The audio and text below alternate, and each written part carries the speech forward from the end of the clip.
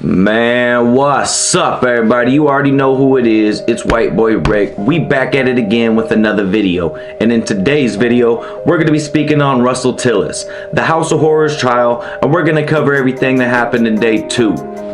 Let's jump into it. Alright y'all, let's jump into it. So the first person to take the stand on day 2 was Detective Sullivan, and he was still under oath from the previous day. And he was up on the stand for a while. They ended up listening to the entire recording that Tillis did with Sammy Evans, where he ended up confessing. So they were questioning him about that, and the state was asking him questions about interviews he did with the local media. And then when it was time for the defense to cross-examine him, they kept asking him questions about Claude Tillis, which is Russell Tillis's brother. So that was the main focus of the questioning when it came to Dr. Sullivan, was about Claude Tillis, again, Russell Tillis's brother. Alright, so the second person to take the stand was a woman by the name of Barbara McCarty, and she actually took the stand via Zoom, and she is a senior forensic analyst for the University of Northern Texas. And UNT received unidentified DNA from body remains, and she was able to identify those remains as Joni Gutner. And when the defense heard that she was able to identify it as Joni Gutner, they didn't want to cross-examine at all. The next person to take the stand was an associate medical examiner in the Duval County by the name of Dr. Robert Bushbaum. And he detailed the remains, the skeletal remains of the body, and a toxicology report showed that she had antidepressants and muscle relaxers in her system, but they were able to determine that she was not killed by those muscle relaxers and by those antidepressants. Her remains showed blunt force trauma to the head. It showed at least 5 strikes to the head with something that was consistent to a hammer. It also showed that those attacks, those wounds, seemed to be defensive wounds, so as if she was putting up a fight, fighting for her life while she was being attacked. They showed the jury the graphic images, and they did not release the images to the public. He also adds that the remains did show cut marks on the bones, which are consistent with dismembering of the body. Now, he concludes that she died from blunt force trauma to the head. And then the defense cross-examines, and when the defense cross-examines, Fletcher, which is Tillis's lawyer, questions Dr. Bushbaum and says, wounds like that could be caused by something else. For example, if someone slammed down a trunk. Bushbaum responded, not necessarily, and that closed up his testimony.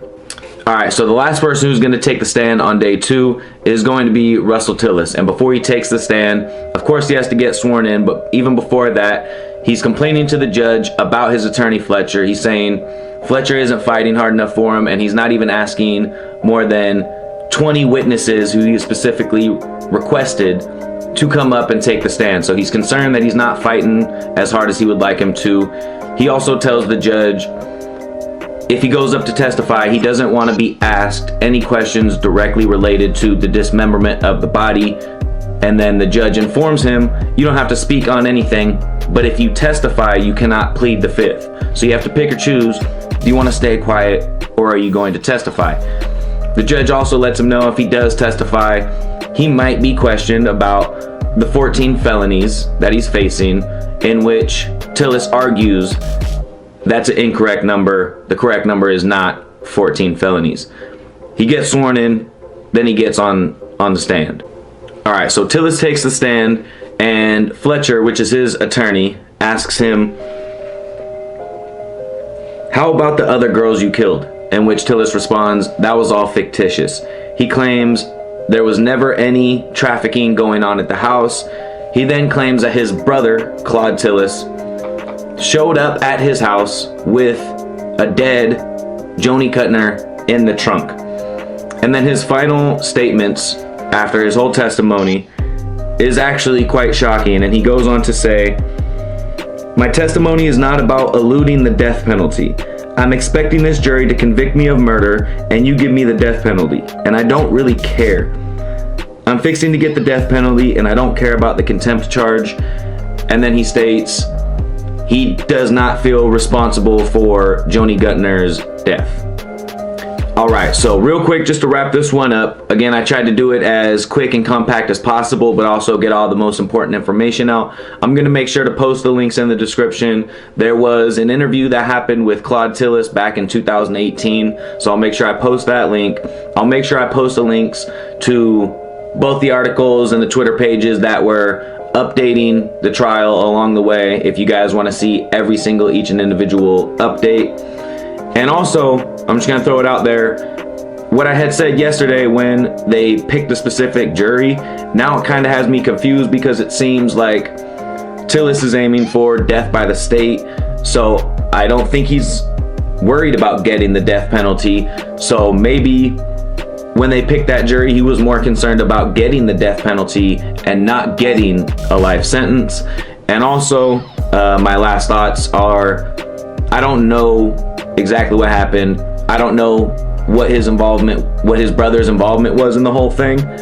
But what I do know is that he's wasting no time throwing his brother under the bus, and he don't seem to give a shit about it.